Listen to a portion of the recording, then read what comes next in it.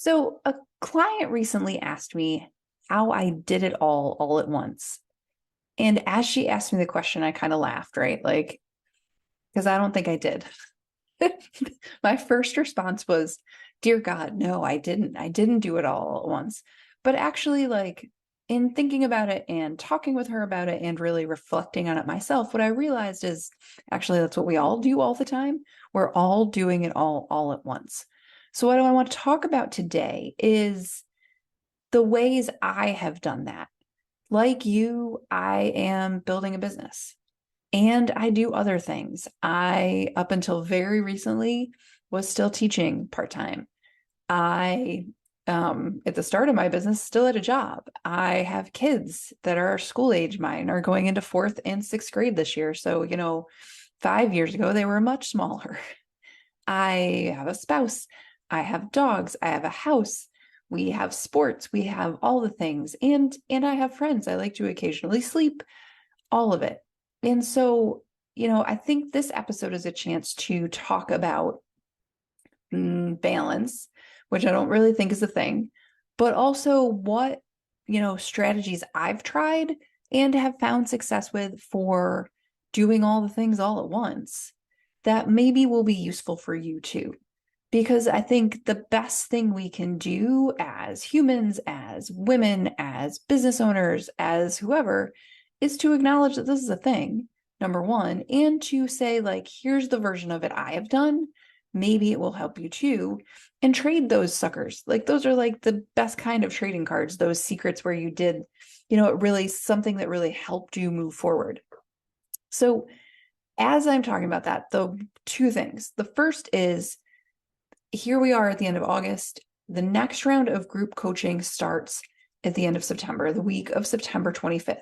So if you are thinking about group coaching for the fall, group coaching is my favorite kind of coaching, even though I love my one-on-one clients. That is not anything against them. But group coaching is magic. Groups are limited to 4 because they're supposed to be small. They are a really solid blend of individualized coaching and working in a group and learning from each other. I write the curriculum week in and week out with the group in mind. I plan week to week with sort of, the teacher. You can't take the lesson plan out of the teacher, right? Because I ask myself every week what this group and the people in it need now. And that is really how these groups function. They are magic. We get so much done. We made an hour a week. If it is something you're interested in, and we run for 20 weeks. So we'll start at the end of September. We'll run into the new year. We'll take a week at Thanksgiving and a week at Christmas time. Don't worry, we're not going to make you crazy. And the schedule will agree upon once we know who's in the group, because we all need it to work in our lives. So if you have thoughts about group coaching, if you're curious, reach out, send me an email, go to my website, which is torpycoaching.com, come into my Facebook group, come wherever. And if you're not in the Facebook group, you should be. Come on, come play with us. It is the same name as this podcast, so you can't mess it up. But if you're curious about group coaching, or you're thinking like, hey, I need coaching, but I don't know what kind, come, let's talk about it. I can help you figure that out, and I'll help you figure that out even if it's not me, right? Like I would much rather you get what you need than not get what you need. That's my priority. My priority is the person, and that's you. So let's talk about it. Okay, that being said, so how did I do it all at once? So there was a time in, 2018, 2019, I think like 2016 to 2020 probably, where I was working a job, right? I was, or a collection of part-time jobs. Like, and when I say a collection, I mean like a small duffel bag full. Like at one point, I think I had 8 email addresses, and I've told you all this. When I talked about side jobs, I've had all the side jobs. So, and my kids were young. My youngest was born in 2014 and my oldest is a 2011. So you have a sense of how old my kids were. And I was doing lots of things, and I was getting them done.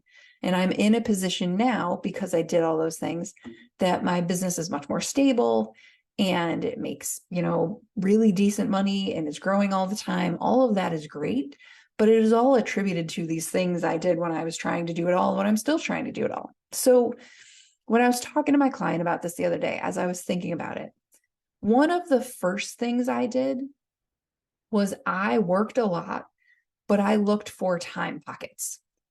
I think of time pockets all the time. I'm like working on that mode this week and next because my kids are not back to school yet.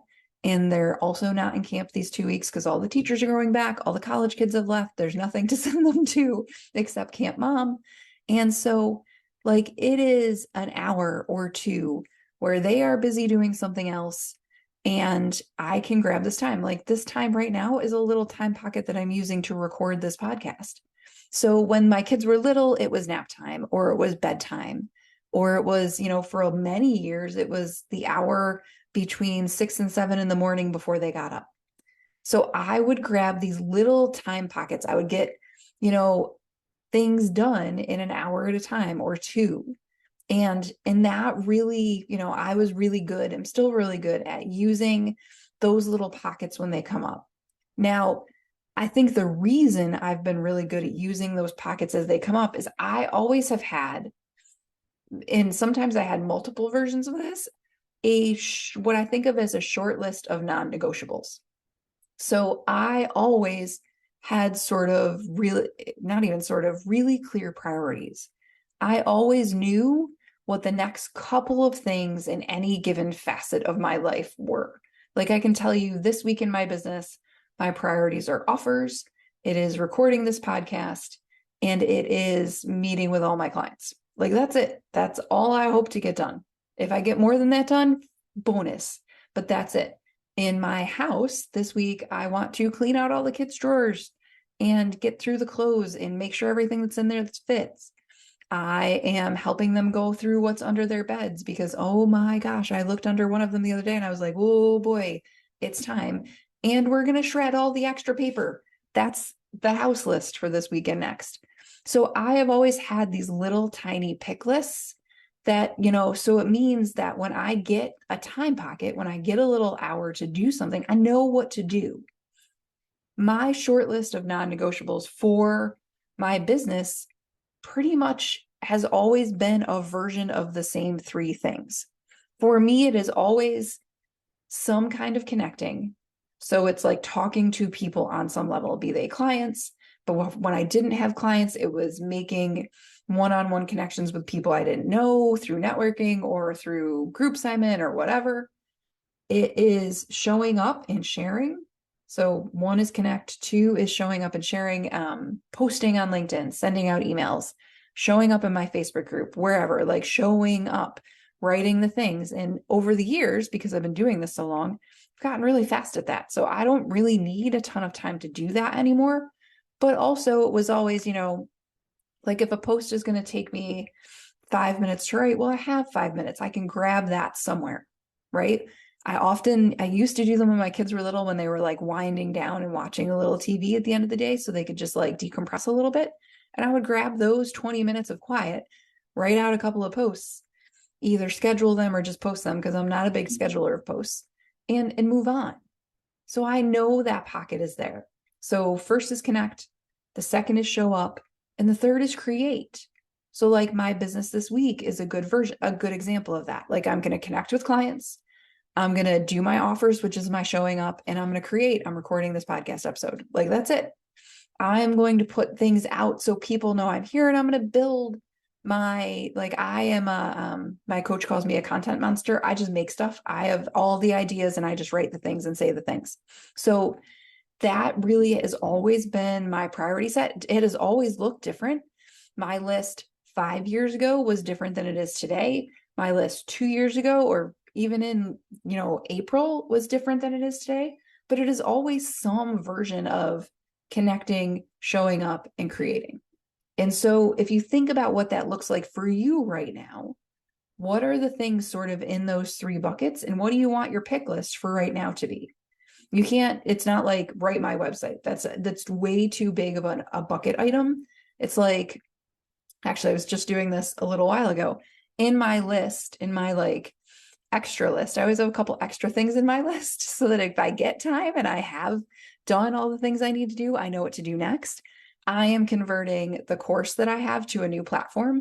So one of the first things I need to do is take the documents out of the current platform and make them PDFs. So I have a little pick list on my thing that says make 10 of the PDFs. Like that's next on my list. So like, what are the things? It's not convert my course to the new platform. It's like way too big of a bite. But what are the little things you can do? Like, what does the smallest bite look like? And how can you use that to make it move forward? So time pockets, non-negotiables. I think the other thing that has really helped me is that I choose imbalance intentionally. Like life is not 50-50. There is no like, I spend half my time with my family and half my time at work. That's not how this works. Like, that's not how schedules work. That's not how people work. We all have things we all have priorities that are shifting at any given moment. So in the summer, for example, this summer, I'm working a little less because my kids are home a little more. Once we get into fall, maybe I'll shift that because my priorities are changing, how my time is spent is changing, all of that. So choose your imbalances. It's not going to be in balance. Maybe for 4 or 5 months, you're working really consistently on creating and you're spending a little more time on writing all the things for your sales pages or writing to your email list, or you're spending more time making those one-on-one connections. 2-3 years ago, I spent a lot of time on those one-on-one connections. So, I would have 100 or 130 of those a year. So think about the time it takes to do that and just have the meetings and do the meeting, finding the people and doing all of that stuff.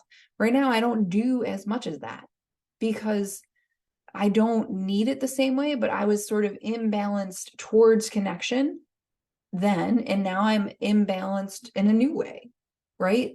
I don't think about it as balance. I'm going to intentionally choose the ways I'm in balance. I'm going to control that. I'm going to decide. Sometimes in the spring, like my family gets really heavily weighted towards kids' sports.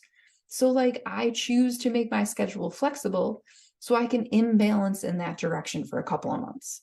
And then it swings back like it's a pendulum. I'm not trying to swing it to the very edges, but at the same time, I'm aware of there's sometimes I'm working on something more. There are times I can flex more. I just have to choose. And sometimes the imbalance I choose, like July this year, the imbalance I got to choose was like doing far less and being okay with it, even though I was really uncomfortable. And I'm not super good at doing less. I'm really good at filling my time pockets.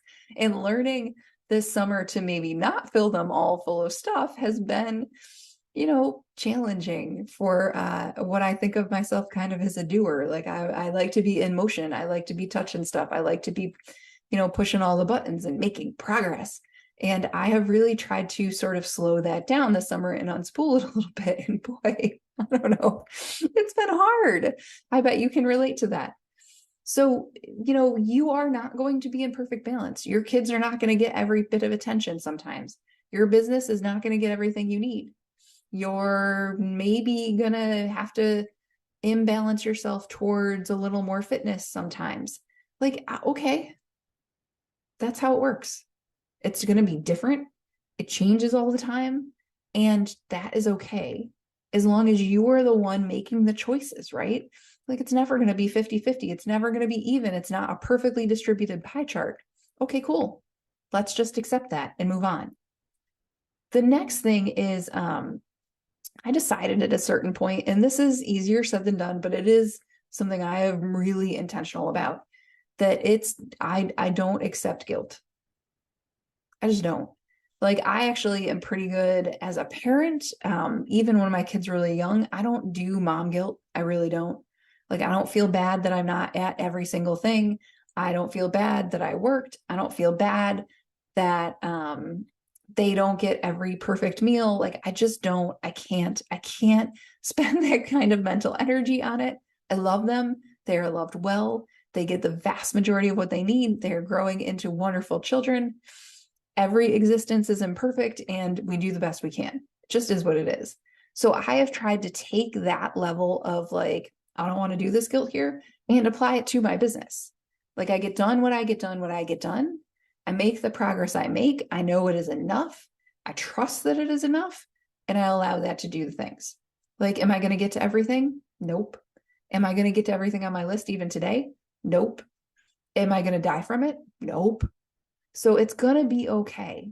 You are making progress. And so in return, I really try to focus on like, where is the progress I've made? What is getting done? Instead of focusing on the deficit, the places I haven't shown up, the things I haven't got done, I really, really like every week in my journal for years now, there is a list of like wins from last week. Because if I don't do that, I start to sort of lose touch with what I'm getting done. And then I start to be like, oh gosh, come on, Sarah. But really, I'm getting a lot done. You are too. We can sort of tune ourselves towards what we're accomplishing versus the deficits versus the things we're getting done. And then you have a lot less guilt. Kind of amazing, actually. So for you, for me, can you tune yourself away from the guilt towards the successes, towards the like, yeah, I got this thing done. Yes, I took the first step. Yes, I did 10 minutes of this. That's fine. You know, I was talking to the client who asked me this question initially the other day, and she was thinking like, okay, she creates courses. She was thinking, okay, I have to have this part of the course created by this date, this part of the course created by this date. And it was like looming over her because she's not making her deadlines. And we were talking about it. I set mine really differently. So like the things I want to do in my course this week, what I have written down is to spend 20 minutes on it 3 times. I will make 20 minutes of progress 3 times. That equals an hour. That's as far as I will get. But like that is possible to me. That she was like, oh, I could do it like that. Right? It feels very different than like get to this particular endpoint, even if you have to give up sleep. Like no, thank you. So I'm going to get done what I get done in those 20 minutes 3 times. And maybe I do 2 of those 20 minutes together. Maybe I get on a roll and I do a whole hour and then I do an extra 20 minutes. That doesn't usually happen, but sometimes it does.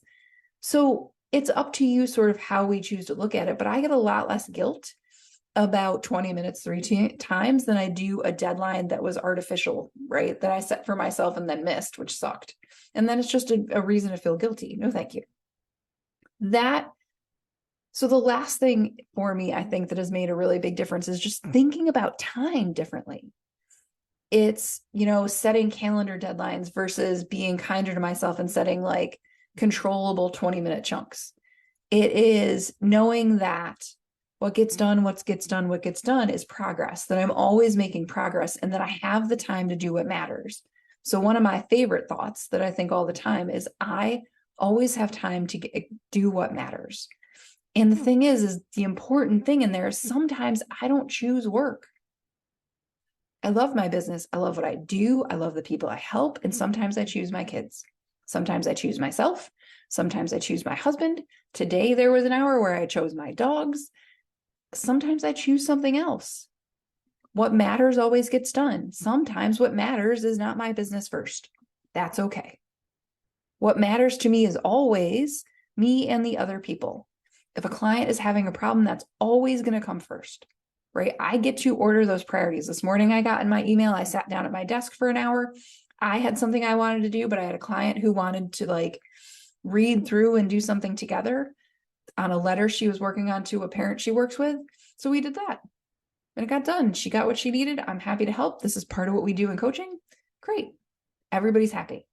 So, you know, for you, you can choose to think about time a little differently. We can choose to think about time a little differently. And that in and of itself leads to less guilt, but we can also choose less guilt. So I don't know if this helps. I know this is the way I have done it. I know that for you, you have to do it the way that works for you. And maybe some of the things that I have helped, maybe you're like, I don't know. She's kind of crazy. Totally fine. But what I can say is this. If you are stuck, and you're like, I don't know how to do all this. I can't figure it out. And I'm overwhelmed all the time. And this sucks constantly. Please reach out. Like part of my role as a coach is to make it unsuck. Like that is really my mission in life. It shouldn't suck. None of this should suck. And maybe my ways that I personally use aren't the right ways for you. But guess what? I'm a grown-up with lots of visual into other people's businesses and other people's ways. I've seen lots of ways. We have lots of ideas. We'll try some other options. You actually probably know some of them already because they work for you. You just don't realize it. So we get to tease those out together. It doesn't need to feel so heavy. Yes, sometimes it feels like spinning all the plates all at once, but that's not the majority, at least for me anymore. It doesn't have to be the majority for you. We can change this. And if you want my help, I'm happy to help. Otherwise, I will see you again on the next episode in 2 weeks. Until then, happy end of August. Come hang out with us, come play in the Facebook group, and come to group coaching. Can't wait to see you there.